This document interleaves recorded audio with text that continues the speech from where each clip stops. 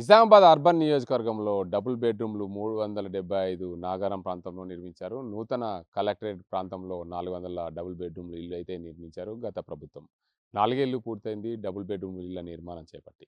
పూర్తి స్థాయిలో చివరి దశకు పంపిణీ దశలో ఉండే లబ్ధిదారుల ఎంపిక విషయంలో ఆలస్యం జరగడం, గత ప్రభుత్వం ఎన్నికల్లో ఓటమి చెందడం, దానివల్ల డబుల్ బెడ్రూమ్ల ఇళ్ళన్ని పంపిణీ అలాగే మిగిలిపోయింది. చూడొచ్చు మనం నాగారం ప్రాంతంలోని డబుల్ బెడ్రూమ్ ఇళ్ల ప్రాంతంలో ఉన్నాం.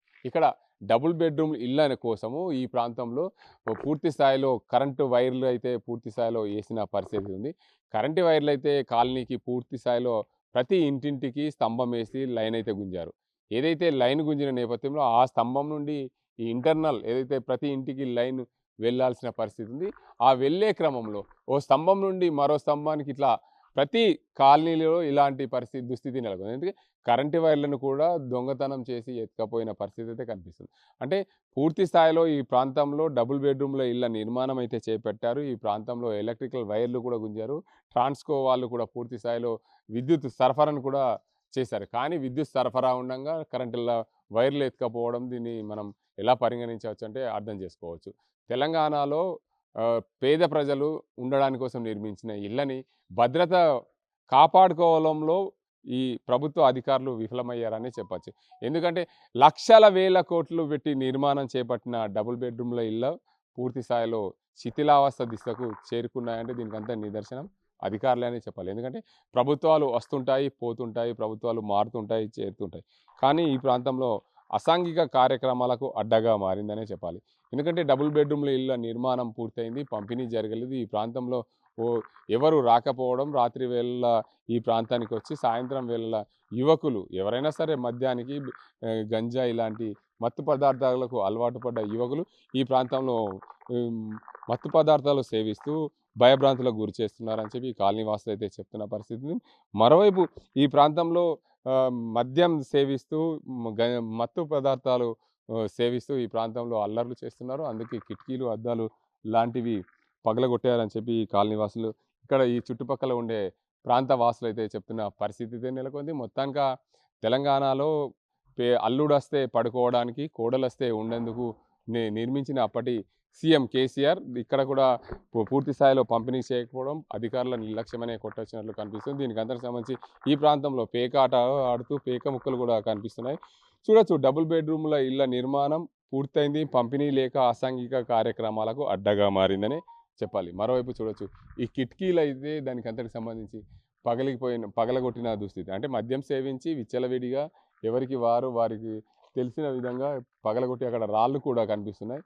కిటికీలు పగలగొట్టిన రాళ్ళు కూడా కనిపిస్తాయి. అంటే దీనికి అంతటికి నిదర్శనం ఏంది? సెక్యూరిటీ ఇక్కడ కాపలా లేకపోవడమే ఇదంతటికి కల కారణం. కాపలా ఉండకపోవడానికి ఎవరు బాధ్యత? ప్రభుత్వ అధికారులు, దీనికి సంబంధించిన కాంట్రాక్టర్. ఈ కాంట్రాక్టర్ పూర్తి స్థాయిలో దీనికి అంతటికి సంబంధించి నిర్మాణం అయితే చేపట్టారు, డబ్బులు అయితే తీసుకున్నాడు, పోయాడు. కానీ దీనికి అంతటికి సంబంధించి పూర్తి స్థాయిలో ఇది కాపలా అయితే ప్రభుత్వానికి అప్పచెప్పే వరకు కూడా ఇక్కడ బాధ్యత కాంట్రాక్టర్దే ఉంటుంది. కాబట్టి కాంట్రాక్టర్ నిర్లక్ష్యం వల్లనే ఇదంతా అసాంఘిక కార్యక్రమాలకు అడ్డగా మారిందనే చెప్పాలి. తెలంగాణలో ఇప్పుడున్న కాంగ్రెస్ ప్రభుత్వము పూర్తి స్థాయిలో వీటన్నింటిని కూడా మరమ్మతులు చేయించి లబ్ధిదారులను ఎంపిక చేసే దిశగా ప్రయత్నాలు సాగిస్తే లక్షల కోట్ల డబ్బు వృధా కాకుండా ఉంటుంది. కాబట్టి ప్రభుత్వం ఇకనైనా ఆలోచించాలి. దీనికి అంతటికి సంబంధించి పూర్తి స్థాయిలో నిర్మాణం చేపట్టిన డబుల్ బెడ్రూమ్ల ఇళ్ళ పూర్తి స్థాయిలో పేద ప్రజలకు అందించే దిశగా ప్రయత్నాలు చేయాలని కోరుకుందాం. మరోవైపు ఏదైతే నిజామాబాద్ నగరంలో, ఉమ్మడి నిజామాబాద్ జిల్లాలో నిజామాబాద్ రూరల్, అదేవిధంగా బాన్స్వాడ, కామారెడ్డి, బోధన్ తదితర ప్రాంతాల్లో అయితే డబుల్ బెడ్రూమ్ ఇల్లు నిర్మాణం చేసి కొంతమేర కన్నా పంపిణీ జరిగింది. కానీ నిజామాబాద్ అర్బన్ నియోజకవర్గంలో నూతన కలెక్టరేట్ వద్ద 400 డబుల్ బెడ్రూమ్ల ఇళ్ళ నిర్మాణం చేపట్టారు, పూర్తయింది. కానీ పూర్తి స్థాయిలో పంపిణీ చేయలేదు. అదే నాగారం ప్రాంతంలో 375 ఇల్లు నిర్మాణం చేపట్టారు, పంపిణీ చేయలేదు. శిథిలా దిశకు చేరుకున్న పరిస్థితి నెలకొంది. ఏదేమైనటికీ గత ప్రభుత్వం చేసిన నిర్లక్ష్యం ఈ ప్రభుత్వం చేయకుండా లబ్ధిదారులను త్వరితగతిన ఎంపిక చేసి ఈ ప్రాంతంలో ఉన్న పేద ప్రజలకు గుర్తించి సరైన లబ్ధిదారులను గుర్తించి వారికి డబుల్ బెడ్రూమ్ ఇల్లు పంపిణీ చేస్తే బాగుంటుందని కోరుకుందాం. మరోవైపు ఈ నిర్లక్ష్యానికి గల కారణాలు ఎవరు? అధికారుల, నాయకుల. ఈ డబుల్ బెడ్రూమ్ ఇల్లు శిథిలావస్థకు చేరినాయి. అంటే కరెంటు వైర్లు దీనికి అంతటికి సంబంధించి కిటికీలు ఎత్తుకపోవడము, మరోవైపు ఎలక్ట్రిక్ వైర్లు బిగించిన ఫ్యాన్లు ఎత్తుకపోవడం, ప్యానెల్ బోర్డులు ఎత్తుకపోవడం వీటన్నిటిని ఎవరిపైన కేసు పెట్టారా?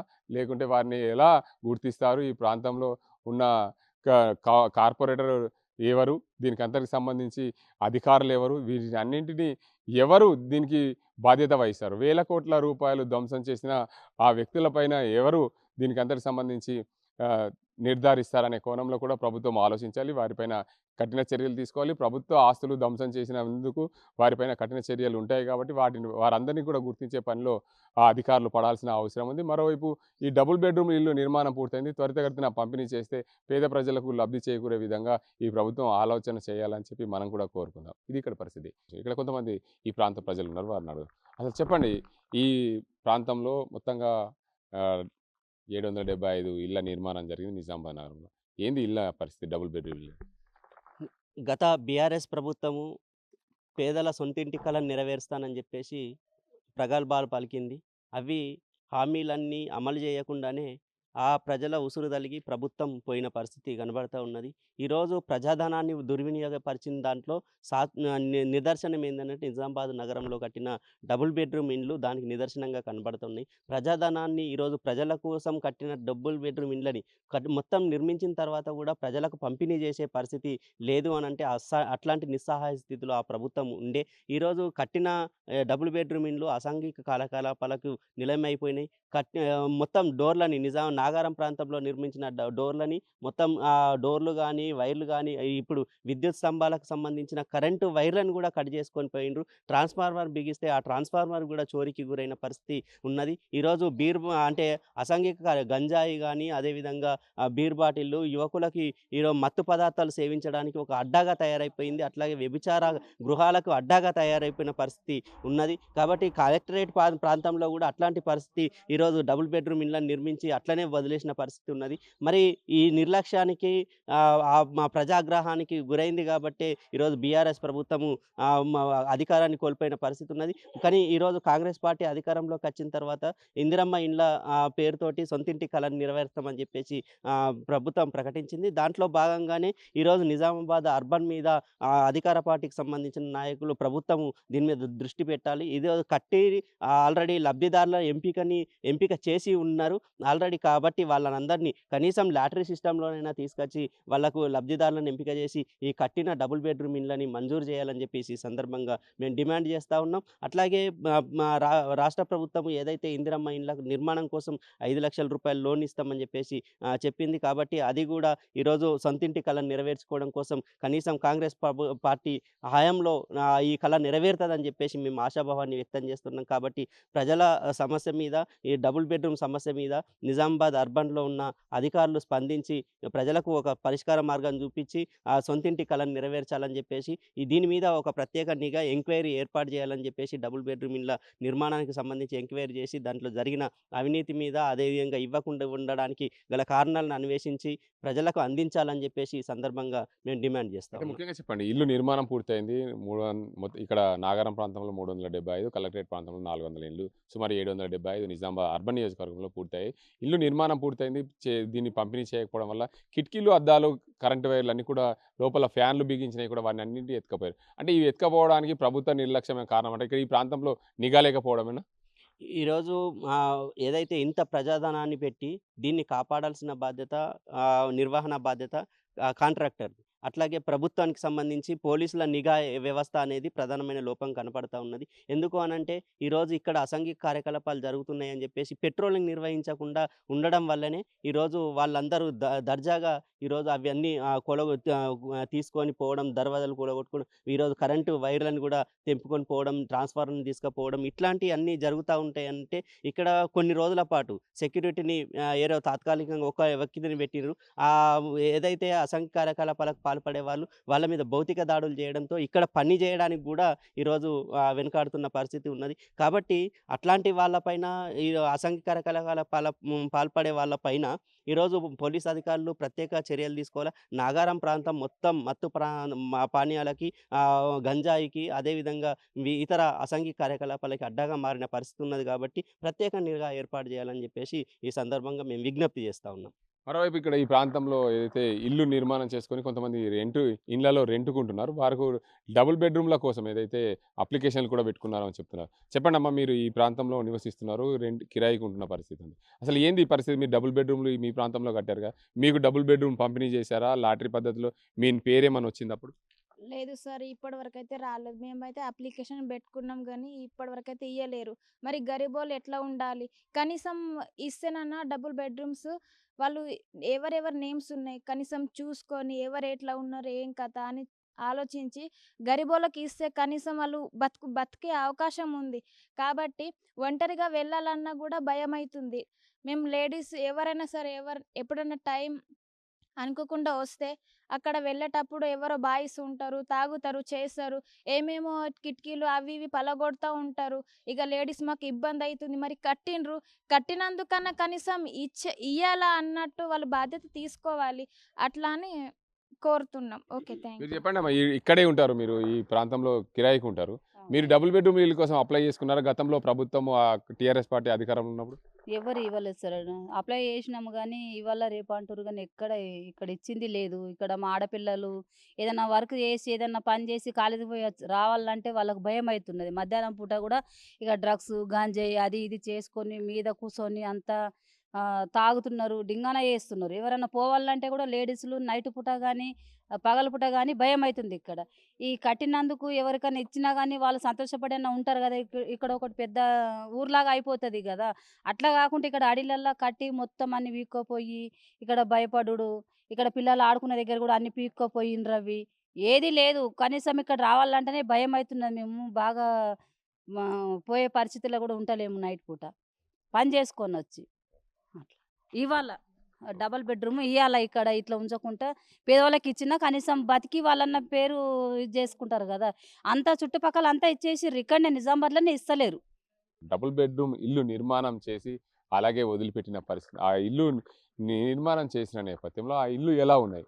అయితే పంపిణీ జరగకపోవడం వల్ల ఎలాంటి శిథిలావస్థలకు చేరుతున్నాయి? దాంట్లో ఏమేమి పగిలిపోయాయి? ఏమి దాంట్లో ఉంచారు అనే కోణంలో కూడా మొత్తం తెలుసుకుందాం. అసలు ప్రభుత్వము గతంలో ఏదైతే అల్లుడొస్తే ఎక్కడ పంటాడు, కోడలొస్తే ఎక్కడుంటుంది అనే ఉద్దేశం మీద ఇక్కడ తెలంగాణ రాష్ట్ర వ్యాప్తంగా డబుల్ బెడ్‌రూమ్ ఇల్లు నిర్మాణం అయితే చేశారు. ఉమ్మడి నిజామాబాద్ జిల్లా వ్యాప్తంగా చూసుకుంటే ఒక నిజామాబాద్ రూరల్, అదేవిధంగా బాన్స్వాడ, కామారెడ్డి నియోజకవర్గాల్లో మాత్రమే డబుల్ బెడ్‌రూమ్‌లు పంపిణీ జరిగింది. పూర్తి స్థాయిలో కూడా మిగతా ప్రాంతాల్లో కూడా నిర్మాణం దశలోనే ఉన్నాయి. మరికొంత నిజామాబాద్ నగరంలో మాత్రం 775 ఇళ్ల నిర్మాణం అయితే జరిగింది. ఆ 775 ఇళ్ల నిర్మాణం జరిగిన నేపథ్యంలో పూర్తి స్థాయిలో ఎక్కడ కూడా ఇళ్ల పంపిణీ అయితే జరగలేదు. 4 ఏళ్లకు పైగా ఇళ్ల నిర్మాణం పూర్తయి 4 ఏళ్లకు పైగా అయింది. ఇప్పటివరకు కూడా ఇళ్ల నిర్మాణం పూర్తిగా పంపిణీ జరగలేకపోవడం దీని అంతటికి మనం చూసుకోవచ్చు.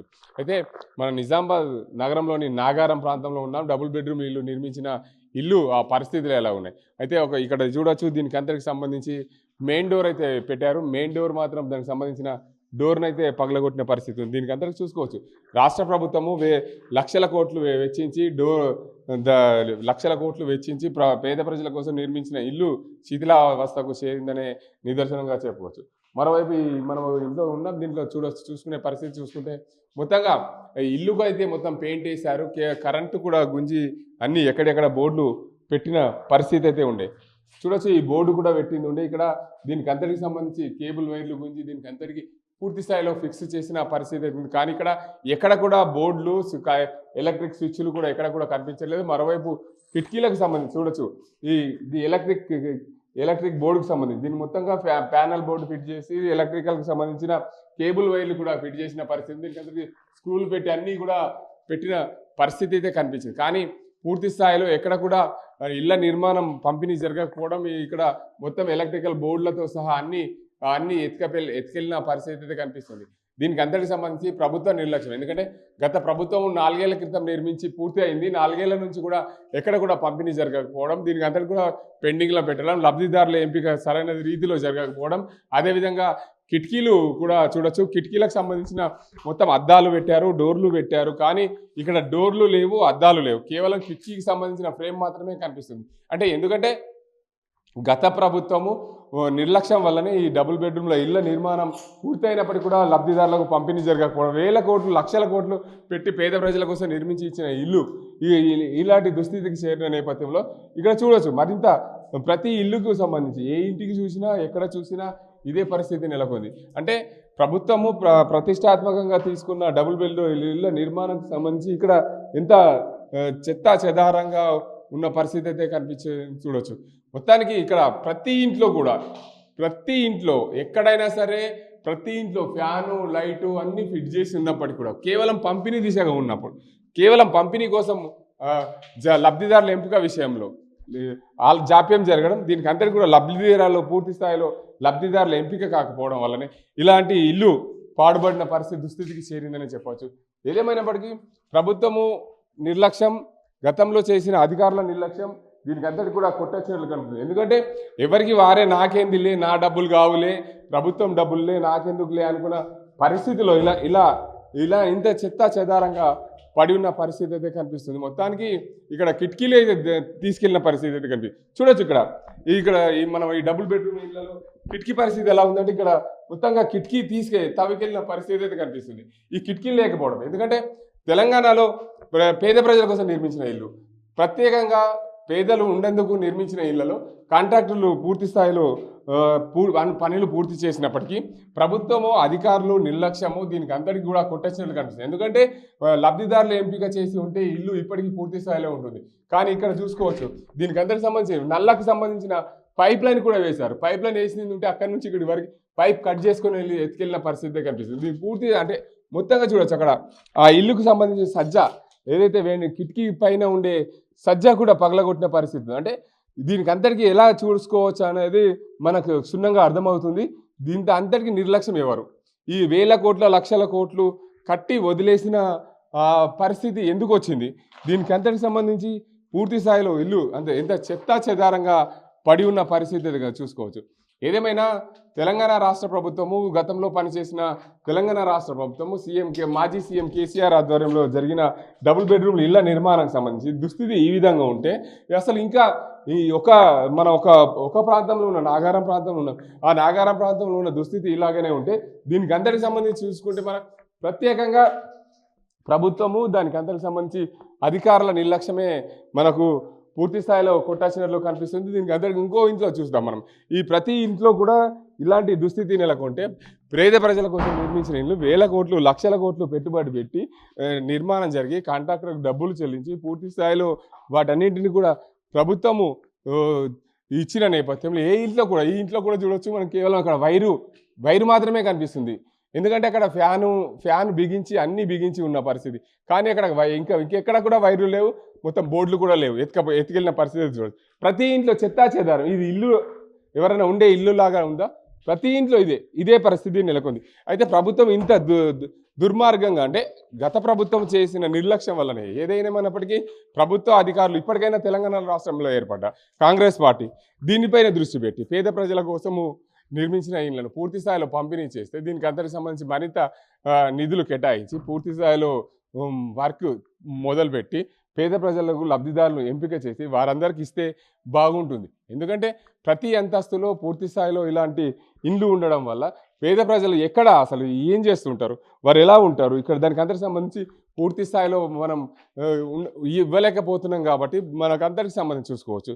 మొత్తంగా తెలంగాణ రాష్ట్రంలో తొలి ముఖ్యమంత్రిగా పనిచేసిన మాజీ సీఎం కేసీఆర్ దానికి అందరికి సంబంధించి చూసుకుంటే ఈ ప్రాంతంలో ఏదైతే నిజామాబాద్ జిల్లాలో తెలంగాణ తొలి ముఖ్యమంత్రి మాజీ సీఎం కేసీఆర్ నిజామాబాద్ జిల్లాలో 775 ఇండ్లు నిర్మాణం అయితే చేపట్టారు. పూర్తి స్థాయిలో ఒక్క ఇల్లు కూడా పంపిణీ జరగలేదు. కేవలం నిజామాబాద్ నగరంలో 775 ఇండ్లు నిర్మించిన నేపథ్యంలో పూర్తి స్థాయిలో ఎక్కడెక్కడ వారిని పంపిణీ చేయకపోవడం వల్ల అధికారుల నిర్లక్ష్యం, లబ్ధిదారుల ఎంపికల విషయంలో నిర్లక్ష్యం జరగడం మొత్తానికి ఈ ఇల్లు మాత్రం చెత్తా చెదారంగా పాడుబడి దానికి సంబంధించిన కిటికీలు లేకపోవడం, కిటికీలు తొలగించడం, ఎలక్ట్రిక్ వైర్లు తొలగించడం, నల్ల పైపులు తొలగించడం, ఇవన్నీ కూడా మనకు కొట్టొచ్చినట్లు కనిపిస్తుంది. కిటికీలకు సంబంధించిన అద్దాలు పగలవటం, కిటికీలు అయితే ఒక దగ్గర అయితే బాత్రూమ్ కిచెన్కి సంబంధించిన కిటికీలు ఎత్తుకపోవడం, మొత్తంగా వీటి అన్నింటిని చూస్తే దుస్థితి ఇలా ఉంది. మరి వేల కోట్లు ఇప్పుడు వెచ్చించి మళ్ళీ దీన్ని పూర్తి స్థాయిలో కాంట్రాక్టర్కి ఇచ్చి మళ్ళీ రిపేర్ చేయించి లబ్ధిదారులకు ఎంపిక చేయాల్సిన అవసరం ఉంది. తెలంగాణలో ఏర్పడ్డ కాంగ్రెస్ ప్రభుత్వం ఇప్పటికైనా ప్రభుత్వం దీనికి అంతటి స్పందించి పాడుబడ్డ ఇండ్లని కాకుండా మంచిగా పేద ప్రజలు ఉండే విధంగా తీర్చిదిద్దాలని కోరుకుందాం. ఇది ఇక్కడ పరిస్థితి. అసలైన తొలి వెలుగు. ఫాలో వాట్సాప్ @తొలి వెలుగు official.